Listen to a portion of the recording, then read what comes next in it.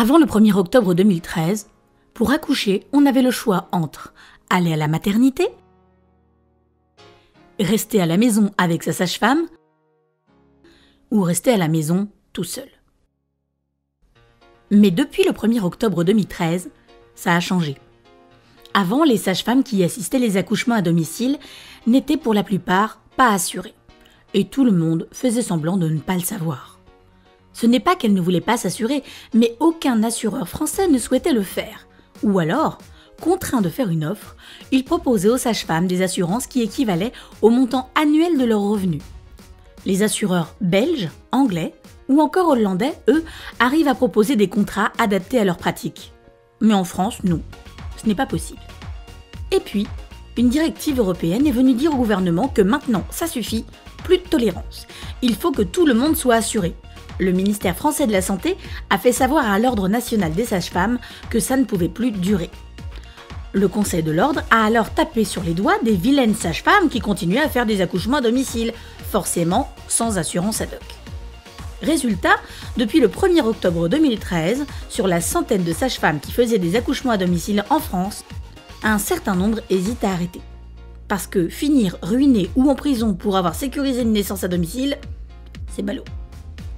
Le choix pour les femmes enceintes se résume donc aujourd'hui à accoucher à la maternité, accoucher seule chez soi, accoucher à l'étranger ou accepter d'être avec une sage-femme dans l'illégalité.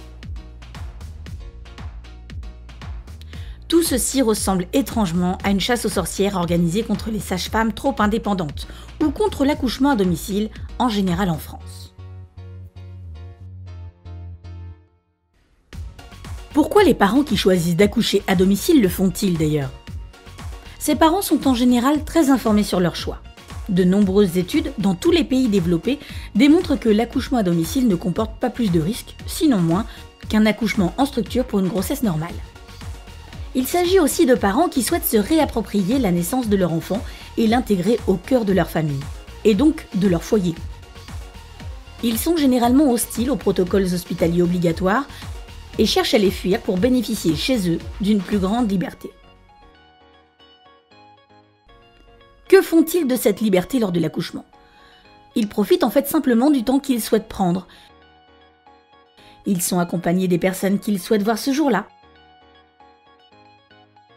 Ils adoptent la position qu'ils veulent, au moment où ils le souhaitent. Ils prennent des bains. Le tout sous la surveillance de leur sage-femme, qui intervient en cas de problème ou, si besoin, organise le transfert en maternité. Nous sommes sûrement devant un problème bien français qui vise à un encadrement maximal dans tous les domaines de la vie.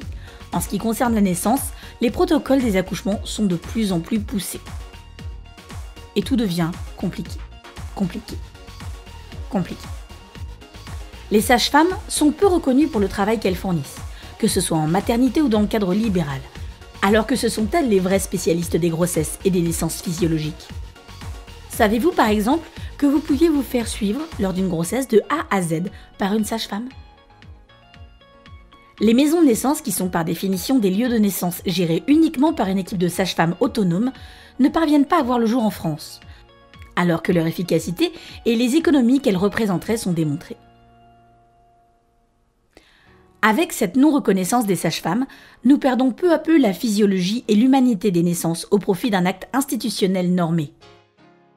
Vous pouvez signer la pétition pour la défense de l'accouchement à domicile et de nos sages-femmes sur le site change.org.